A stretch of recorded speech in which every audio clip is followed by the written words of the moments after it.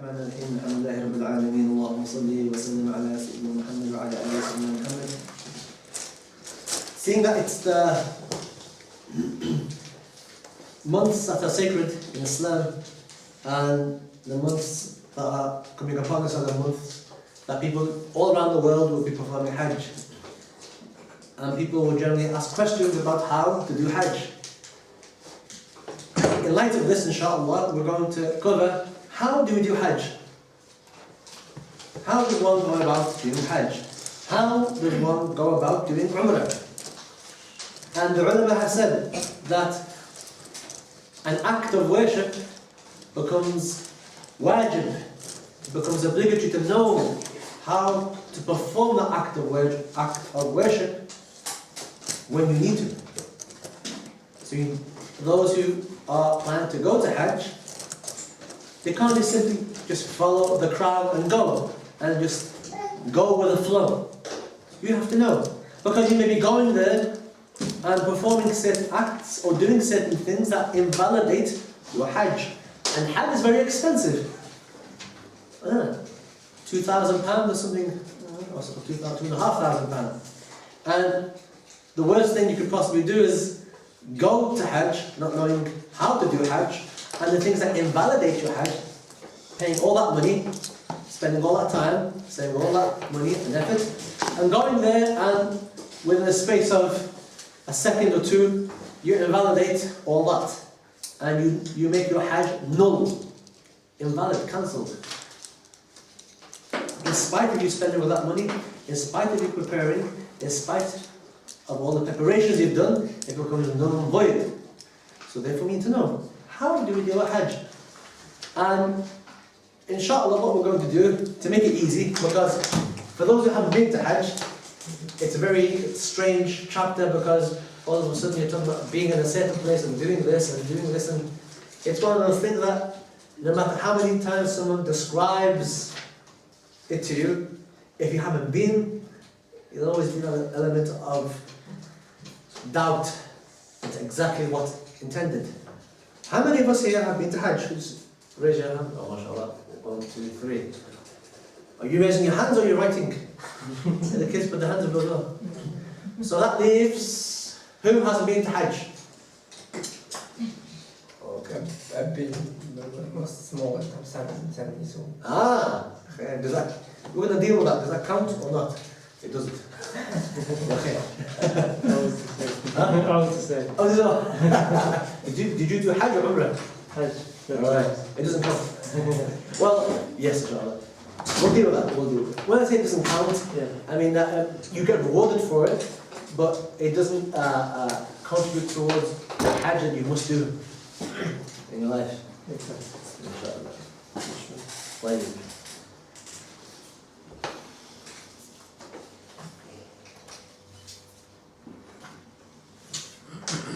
if you would like to pass that to the sister at the back, they could share.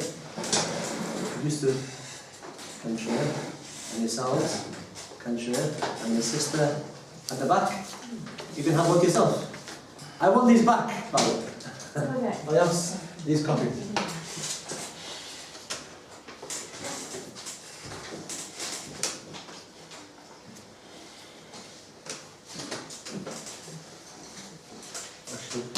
If nobody else comes, we've got some spare.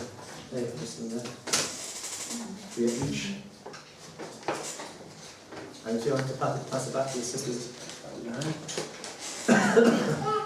Right.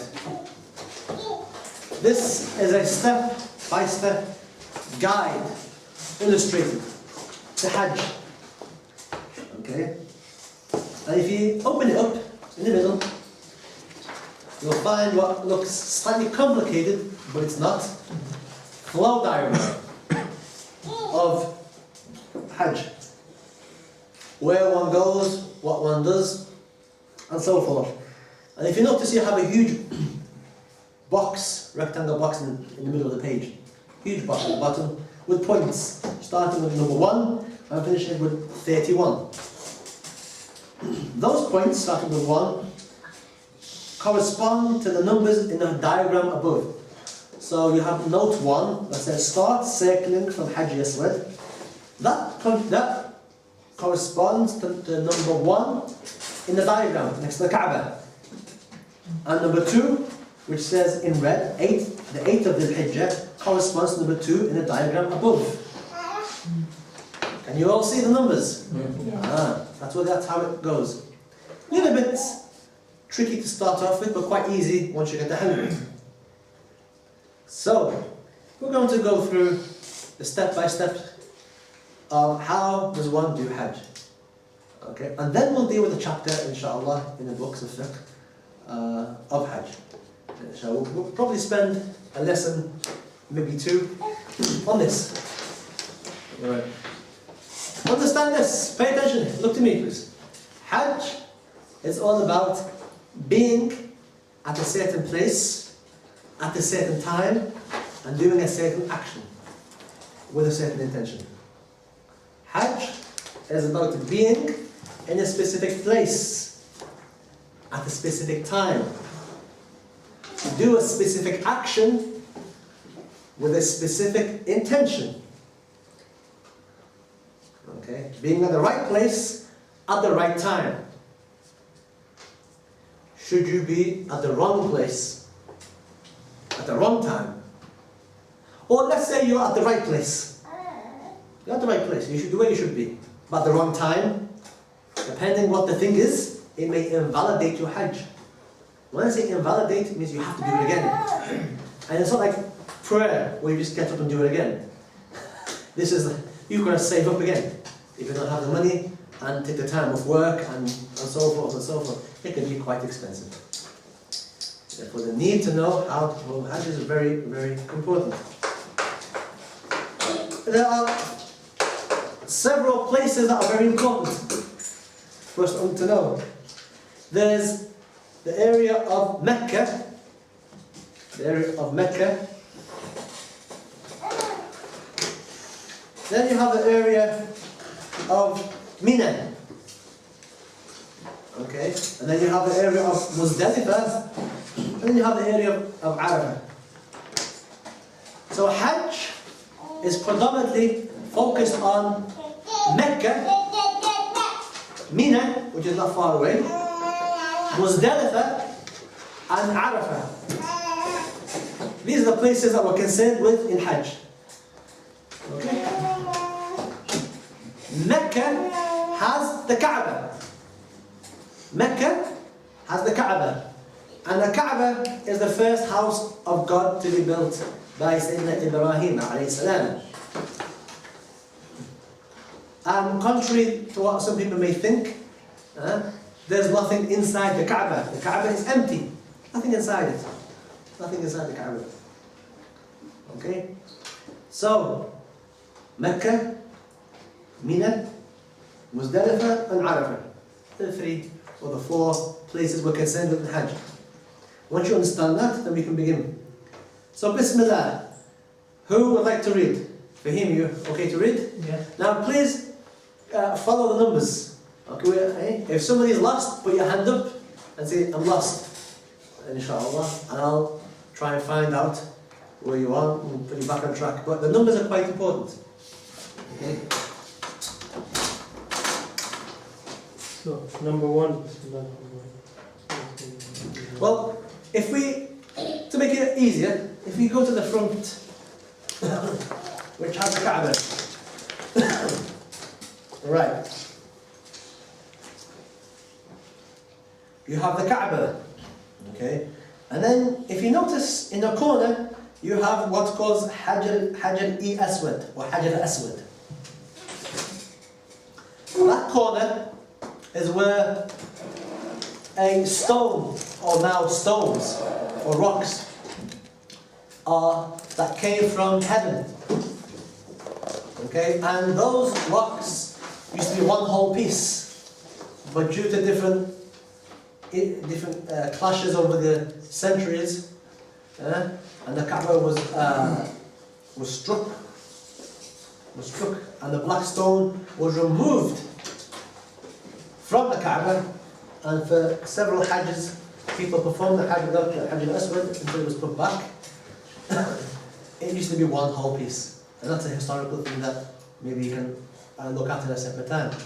But if you notice that it says starting point, and if you notice that you have a black line on the ground that says start, every circle pointing towards Hajj al-Aswad, I'm reciting Takbir, Allahu Akbar. I will explain that. But what you'll do is that you'll go round the Kaaba. And can you see you've got this chamber called Maqam Ibrahim, a chamber. Can you see it? Yeah. Maqam Ibrahim. You pass through that, or pass next to it, and you pass round a semicircle wall called Hajj al-Ismail, and you go round that, and you come round the corner again, and that's two. Then you do it again. That's one, sorry. Then you do it again, two, and again three, until you do it 7 times. And what I've been told, and perhaps those who've been there can verify, is that there's a line on the ground from the corner of the Kaaba where the black stone is, a line on the ground so you can adjust yourself in line. And that line extends out quite a lot. Is that true? Yeah. Okay, so it gives you an idea. Okay, so let's begin reading. So find the one in the diagram which is next to the Kaaba at the top. Okay, Bismillah. Start circling from the Hajj al-Aswad by kissing or touching or pointing to it, and make Takbir, Allahu Akbar, each time you come to it. He's saying start from the Hajj al-Aswad, this black stone in the corner, okay, by kissing it, which is recommended, or touching it, or more than likely for most of us, pointing to it from a very, very far distance, because you're going to have 2.5 million people all trying to gain access to a very small piece of the Kaaba. For the most part, most of us will, during Hajj, will have a chance to even touch it. If you do, it's recommended to kiss it, inshallah. Recommended. طيب? While making tawaf. Tawaf. What does the word tawaf mean? Tawaf means to go around once. In English, a very posh word, circumambulate. In other words, to go around. To go around the Kaaba. Okay, tawaf. Recite any dua or make dhikr. And there's a special dua, a special dhikr that one reads while going around the Kaaba, which we'll deal with when we deal with this in more detail, inshallah. Then end each round at the black stone. So you start at the black stone, the corner, and you end. So as in the front, where you start at the front, you start here. You'll start there, go around, and you finish off where you started. You do it 7 times. Making sure that the Kaaba is on your left side. Okay, which would be quite impossible to get wrong. Because it means you're going that way, and 2.5 million people are going the other way. So it's going to be very hard to do that. Okay? After having finished 7 rounds of tawaf. It has to be 7 rounds of tawaf, 7 rounds of going around the Kaaba.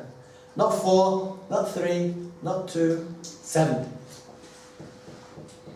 Pray 2 rak'ah nafil near Maqam Ibrahim. Right, what he's saying there is that once you've done that, it's recommended now to pray 2 rak'at, 2 cycles of prayer. Where? Near Maqam Ibrahim. Maqam Ibrahim is that chamber. That chamber is not very far from the Kaaba. And that's almost impossible now to even pray there anymore, because you have 2.5 million people. So you're going to have to try and find somewhere in the Haram, the masjid itself, away from the people to be able to do that. Otherwise you're going to be you'll be trampled over, and you can cause problems for many people. And drink Zamzam.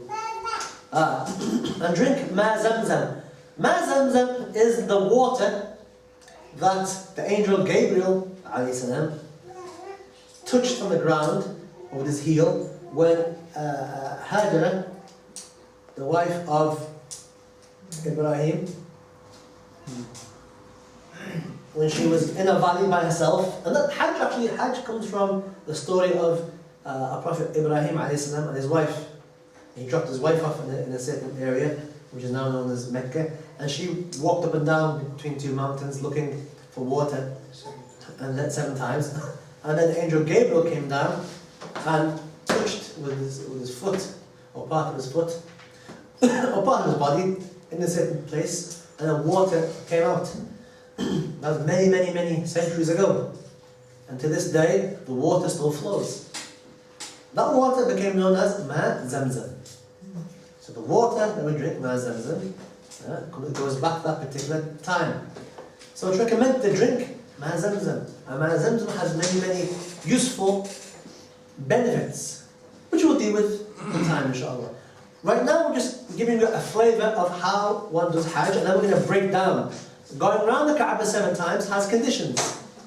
All this has conditions, which we'll deal with, inshallah. 8th Dhul Hijjah.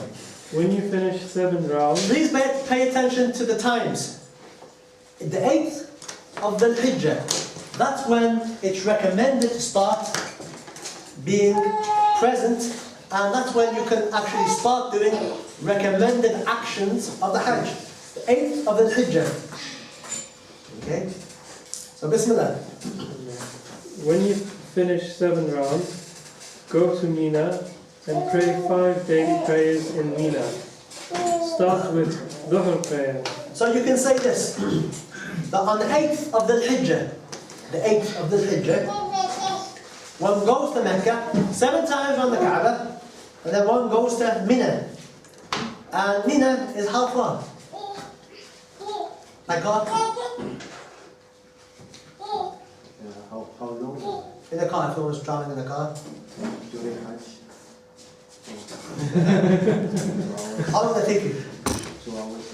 Without, outside of Hajj? I think it's about 18 minutes. Which is what, how long will it take? 10, 15 minutes. 10-15 minutes outside of Hajj, 2 hours if it's Hajj. And we don't forget, you've got 2.5 million people go. Have you ever tried to leave a city during rush hour? Or go to town during rush hour? Now imagine 2.5 million people going to the same place as you. Imagine the traffic. Which is amazing actually that they, the Saudi government, give them credit, where credit's due. MashaAllah, they've done a lot of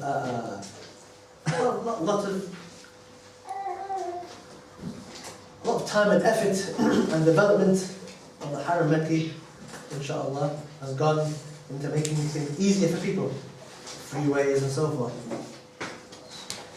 Granted, at the destruction of certain historical sites, which is wrong, no excuse for that whatsoever. What's been done has been done.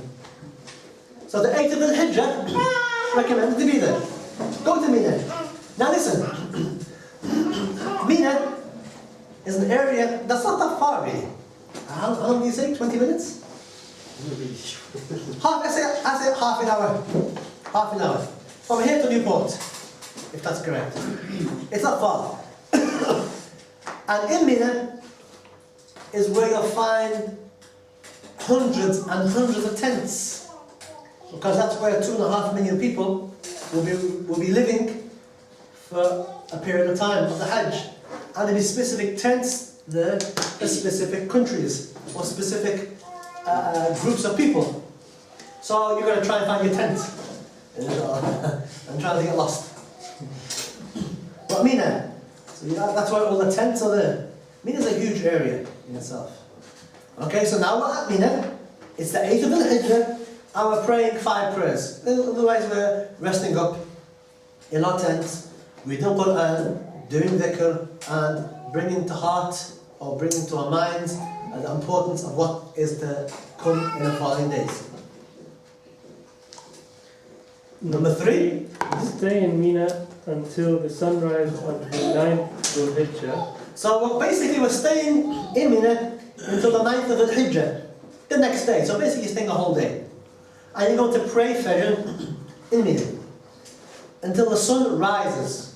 So the sun rises in Mina the next day, the 9th of the Hijjah.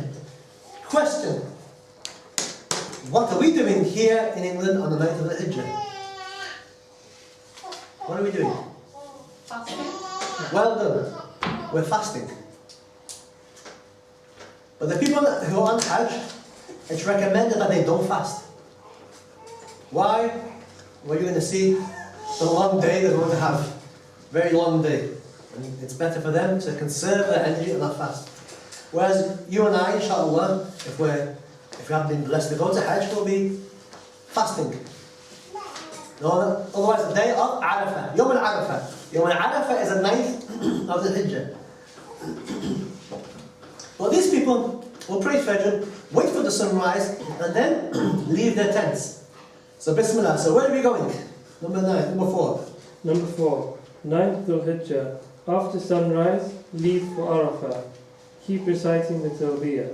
Now so we're leaving Mina, and which is number 4, and we're heading to a place called Arafah, which is on your far right, bottom right hand corner. Arafah. Okay?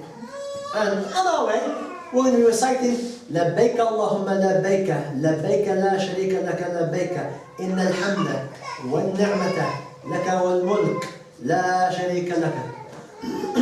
That's what we're going to recite. And on the speakers, that's what's going to be recited. Which is interesting, because that will be a bid'ah. Yes? That'd be bid'ah, obviously. That never happened during the time of the Prophet. Anyway. We're going to Arafah. And it shouldn't take us too long. Please make a note that the Prophet ﷺ has said, Al-Hajju Arafah. Hajj is Arafah. Meaning what? The most important day out of all the Hajj is Yom Arafah. The 9th of the Hijjah, the day where you and I, inshallah, are fasting. For them, if they miss this day of Arafah, if they turn up on the 10th, the plane was late or whatever, and they turn up for Hajj on the 10th, your Hajj is invalid. In fact, you don't even have a Hajj. You have no Hajj. Because of Hajj Arafah. Hajj is the day of Arafah. Okay, so let's have a look. So once we arrive, number 5, we arrive at Arafah on the 9th of the Hijjah. 9th of Dhul Hijjah, we stay in Arafah, listen to khutbah at Masjid Namira, then pray Dhuhr and Asr together in the afternoon. We're going to pray, pay attention, we're going to pray Dhuhr and Asr together. So there's a khutbah that will tell you to avoid the shirk and all these other strange and wonderful things that the khatib thinks everybody does in the world. And he will warn you, don't do this, don't do that, don't do this, and so forth. And then we'll pray Dhuhr and Asr together. This is like a khutbah. Okay? Now listen, it's not a Friday. Irregardless, irrespective of whether it's a Friday or not, this khutbah will happen. Something recommended. Okay, so then? Spend the whole day praising Allah and glorifying Him. Now, this Hajj, is anybody going to Hajj, by the way? Oh, yeah.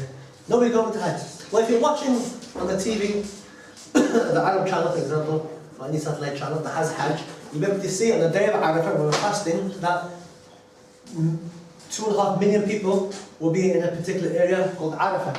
And they'll be there, and they'll be making dua, and they'll be crying and so forth, and asking Allah to forgive them, because the day of Arafah is a day in which Allah subhanahu wa ta'ala forgives people their past sins and their upcoming sins.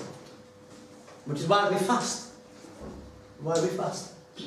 But it's hoped that Allah Azza wa Jalla forgives people who are on Hajj.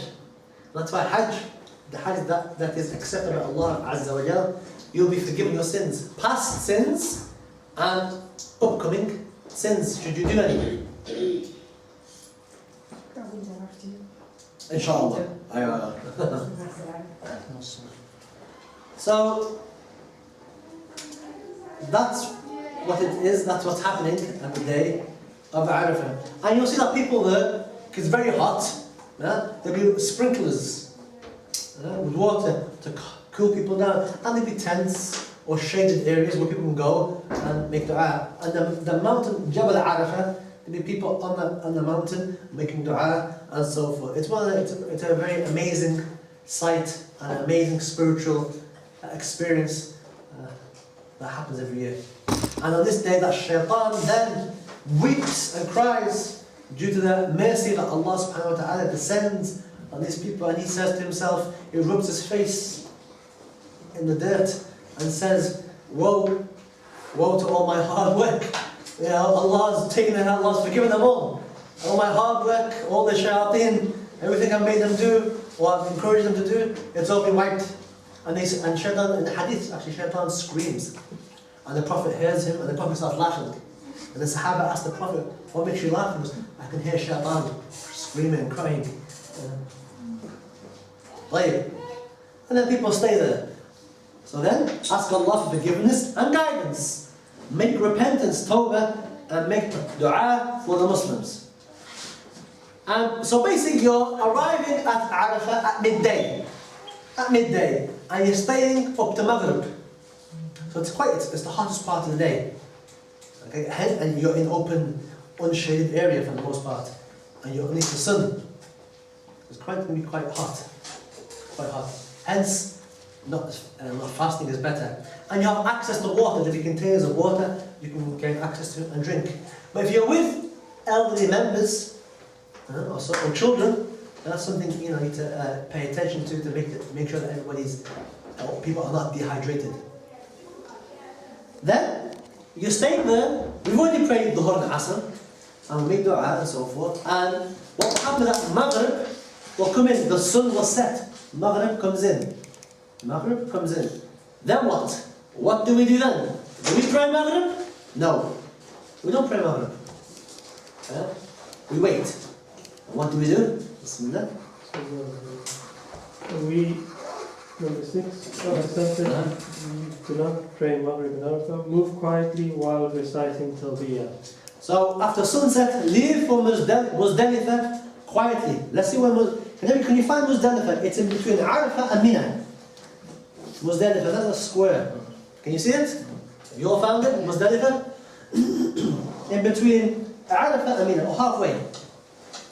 So we get to Muzdalifah, and there are certain things we have to do at Muzdalifah.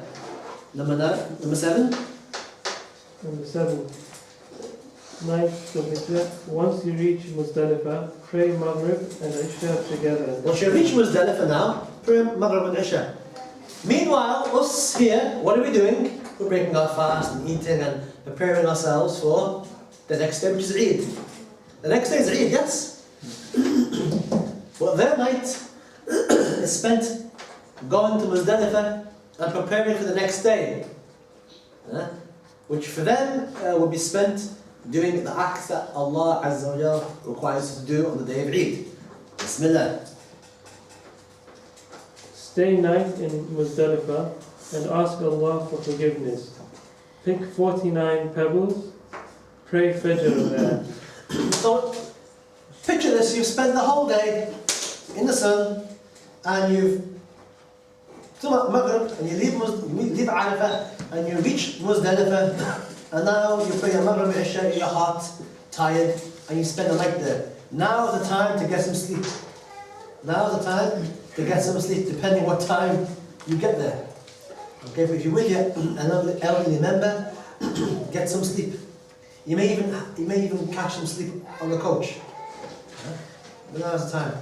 Then you have to collect 49 pebbles. And you probably say, what on earth are we collecting 49 pebbles for? And we'll find out. But at Muzdalifah, we collect these 49 pebbles and have a little bag with you. Have a little bag, or catch, or get a little bag. And the Saudi authorities will bring, or bulldoze, actually, mashallah, on the caterpillar tractors, and bring all these, millions of stones and pebbles for us to use. But nonetheless, 49 pebbles we need. And then we pray Fajr there. 8, So we're praying Fajr there and we're relaxing. Number 8, 10th Dhul Hijjah. After sunrise, leave Muzdalifah for Mina. Right, so we've prayed Fajr and people here will be getting ready for the Eid prayer. Yes, people will be getting ready for the Eid prayer. Meanwhile, the people in the Hajj will be getting ready to go to Mina. They'll pray Fajr in Muzdalifah and then head for Mina. Mention the name of Allah and recite the Talbiyah until you stone Jamara al-Aqaba. Right. Are we all following in terms of the numbers? We're on number 8, yes? And can you all see number 8 in the diagram? Have a look, see if you can find number 8. Actually, number 9. Number 9. And the 10th of the Hijjah, when you reach Mina, go to Jamarat al-Aqaba. Number 9. Jamarat al-Aqaba, if you look at me, how it is now is not how it is in the diagram, they've expanded it. But basically how it used to be would be, there's a pole, there's 3 poles. A big one, a medium one and a small one. Yes, poles, like you have here, 3 poles. And the idea is that the pebbles that you've collected at Muzdalifah last night, the idea is that now in the morning you're going to stone these pillars. One of them 7 times. 1, 2, 3, 4, 5, 6, 7. And the one you're going to stone is the biggest one.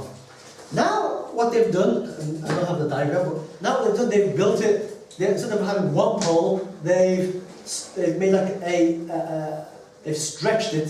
For example, they've got a whole piece, and they've got floors. Floors. So if you can imagine, you've got one floor, and people will throw stones down. You have another floor, and people will throw stones. It's like a balcony. You throw them down the stones. Right? It used to be just one pole. People try and hit it. Now there's multi-levels, and people now can, because that's where people used to die. In Hajj, people used to stampede and so forth, and people would be stoned, and all kinds of crazy things would be happening. But what now is the case. You have several levels, and people were thrown down in safety, relative safety. But we're going to stone the biggest aqaba or pillar. And why are we stoning? Because it's a representative or a symbolic. It's symbolic of the devil. We're stoning the devil. But unfortunately, some people go to the length that believing that is the devil. So you have 5 people getting angry, throwing stones, big stones, throwing shoes, all kinds of strange things will be happening. And the problem with that is that if you're near the front, these people can't wait.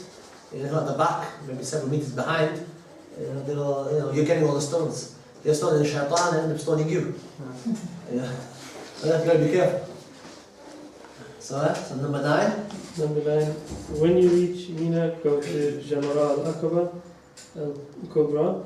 The big one, can you see it, inshallah? Can you find it in the diagram? The big one. Okay. Throw 7 pebbles successfully. Throw pebbles while making takbir with each one. It's recommended that when you throw the first pebble, say Allahu Akbar, and the second pebble, Allahu Akbar. We're stoning the big one. We're stoning the big one. Now stop reciting Talbiyah. If you notice, number 10, if you can't find it, number 10 is here at the top. Number 10 is here, those who can't. There's where number 10 is. You're going there, you're stoning the big one. You've got, as for the other 2, Al-Wusta, Al-Sughra, you've got a red circle with a line where we're saying, no, we don't. On the morning of Eid, you don't stone them. You stone the big one. Okay. Number 11, 10th Dhul Hijjah. Now go to slaughter place for sacrifice. Now, there's a sacrifice you have to do. And there's a huge butcher factory, you could say. Huge. And you simply pay them the money, and they'll give you a card, and they'll go and do it for you. A huge building, hundreds and hundreds of animals, and they'll go and do it for you. Okay? Clean and so forth, inshallah. That you have to do it. And you've got different kinds of sacrifices. Up to you. Number 12. 10th of Hijjah. Slaughter the sacrificial animal. You can slaughter from 10th until 12th of Hijjah. That's very interesting. The slaughter, or qurbani as they call it, you've got from the 10th into the 12th of the Hijjah. You've got 3 days to do it. Hajj is about being at a certain place, at a certain time, doing a certain action with a certain intention. Being at the right place at the right time and doing the right thing. Okay, so that's this. And people here on Eid, what they'll do, they'll go and slaughter, yeah? After the Eid prayer, they'll go and slaughter. In Hajj, they'll do the same thing. In fact, it's recommended to do. Well, it's one of the aspects of Hajj, which we'll go into detail, inshallah. Number 13. Again on the 10th of Dhul Hijjah. After slaughtering the run, now you go for hair cutting. Right, look at the diagram for hair cutting. You've got the man, which is number 14 right now. For a man, you can either cut or shave. A man can either cut or shave. You don't necessarily have to shave your head off completely. The bare minimum is 3 hairs. Yeah? People normally go to Hajj or Umrah and come back, mashallah, it's all gone. That's the most. If you want to just cut 3 hairs off, you could do that. That's the minimum, 3 hairs. It's up to you. It's up to you. You know? But the point is, it's not obligatory, it's not wajib. Alright? Now, what about the women? What about the women? What do the women do? Do the women shave? Like in a time of what do the women do? The Prophet said, the Prophet, their sign, the sign, they shave their heads. Anyway, the women, do they shave? No. What do the women do? They just trim a little bit of the hair. A little bit of the hair. I'm not even able to see, but I think it says 1 to 2 centimeters. But only your fingertips land. A fingertips, mashallah, that's all you're going to do. Nothing much. But be careful that nobody sees your hair. You don't take off your hijab to do that in front of people.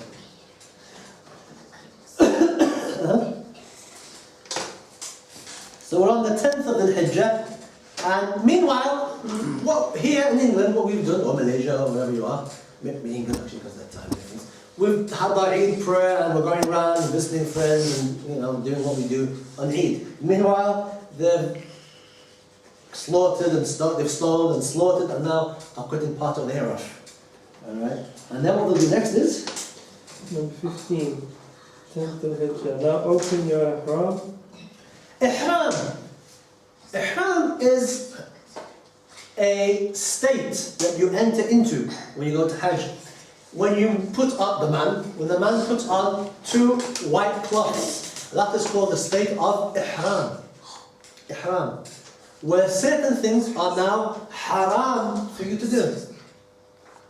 Like what? We'll deal with that when we come to it in detail, inshallah. But this state of Ihram that you've been in since the 8th, now you cease. Now you remove yourself from the state of Ihram and you can take off, the man can take off these 2 white cloths. The women don't wear 2 white cloths, by the way. The women wear what they normally wear. For the man, he will wear 2 white cloths. We'll deal with that. We'll come with that. Next. So take off ihram and put on normal clothes. At this time, all the prohibitions of ihram state are no longer applicable. Because there are certain things that are haram for you to do in ihram, like having relation with one's wife, like cutting one's hair, like using perfume, and so forth. These type of things you can't do. Huh? Cutting nails and so forth. These type of things you can't do for 3 days, you could say. But now you can. Now you can. Bismillah. A pilgrim can resume his normal life without any problems, except for sexual intercourse. Number 17, 10th of Hijjah. Number 17. Now we're going to the top right hand side, and we're now taking off our ihram, and we're now going to go back to our tents. Now, depending on the time of day, you're looking at maybe perhaps midday. So your Eid Salah, you haven't done it. You're too busy doing this. Your Eid prayer. In fact, you may not even have time to catch the Eid prayer in Mecca. You're too busy doing this. After opening ihram, take a bath and get dressed. Take a bath, why? Because now you can actually use shampoo, scented stuff. When you're in the state of ihram from the 8th till now, you can't use shampoo or anything scented, even perfume, deodorants. No, not even any deodorants. Even soaps that have scents, you can't use. Now you can. Now you can. Now stay in Mina during 10th to 12th Dhul Hijjah. The next 3 days are going to be easy. The hard work has been done. We're going to now remain in our tents for the next 3 to 4 days. The 10th will remain the rest of the day of Eid. 11th, the 12th, and the 13th should we choose to. Right. And there's only one certain thing, or one specific thing you have to do during these three days at Mina. Number 18, 10th Dhul Hijjah. Go from Mina to Mecca for Tawaf Ifada, Ziyarah. Right. The rest of this day, the day of Eid, we now have to, after cleaning ourselves up and so forth, and a bit of a rest, we now leave Mina and head to Mecca. And we're going to do our second tawaf, our second going around the Kaaba. And this one, on the 10th, is the most important one. The one we did on the 8th is recommended. If we skip the first one, on the 8th of the Hijjah, when we first got there, if we skipped it, right, we haven't lost anything. But on the day of Eid, on the 10th of the Hijjah, the day of Eid, should we miss this tawaf? Should we not go? If we stayed in our tents and never went to Mecca and did our tawaf, this particular tawaf, we're in problems. Your Hajj is in problems. So what do? We leave Mina and go to Mecca for tawaf and ifada. Very important. 19th, 10th Dhul Hijjah. Circle the Kaaba 7 times. Start circling from the black stone by kissing or touching or pointing to it, and make takbir, Allahu Akbar, each time you come to it. While making tawaf, recite any dua, make dhikr, then end each round at the black stone.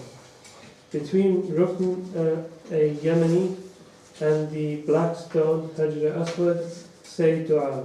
ربنا آتنا في الدنيا حسنة وفي الآخرة حسنة وقنا عذاب النار وادخلنا الجنة مع الأبرار يا عزيز يا غفار يا رب العالمين. Number 20, 10th Dhul Hijjah. When you finish the 7 rounds, pray 2 rak'ah behind Maqam Ibrahim or near. Number 21. Now drink the holy water of Zamzam and say dua. Allahumma inni as'aluka ilman nafi'an wa rizqan wasi'an wa shifaa min kulli da'i. Number 22. Go to The 10th of the Hijjah. 10th of Dhul Hijjah. The day of Eid. We're still on the day of Eid. So Eid is a very busy day for the people at Hajj. The day of Eid, quite a busy day. Go to the Safa and Marwa area. Right, 22 in the diagram. Can you see where number 22 is? There's that long stretch below the Kaaba. Number 22, it says start, and it says finish. Safa and Marwa, which is as long, you can say, passageway, or long patch, like a runway, like a runway. It's not a runway, but a long corridor, you could say. Right? And then, after we finish our tawaf, we're going to go there between Safa and Marwa, and we're going to move in between these two places 7 times. It's called a sa'i.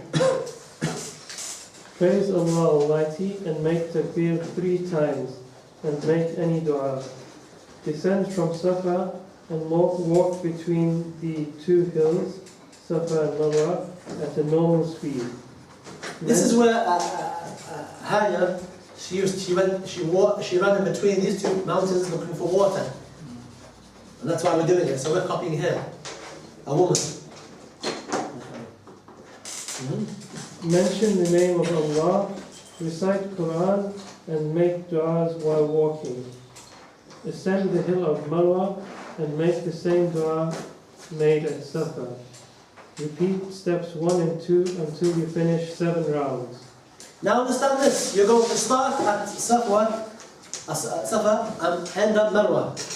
Start at one and finish at the other. Okay, 1. So if you look at me, you're starting here, 1, and then back 2, and then 3, 4, 5, 6, 7. You're going to end at the other mountain, not at where you started. You're doing correctly. So you have to keep count 7 times. Make dua and praise Almighty Allah. From Safa to Marwa is counted as 1 round. You should Safa to Marwa is 1, not 2. You should finish the sa'i at Marwa.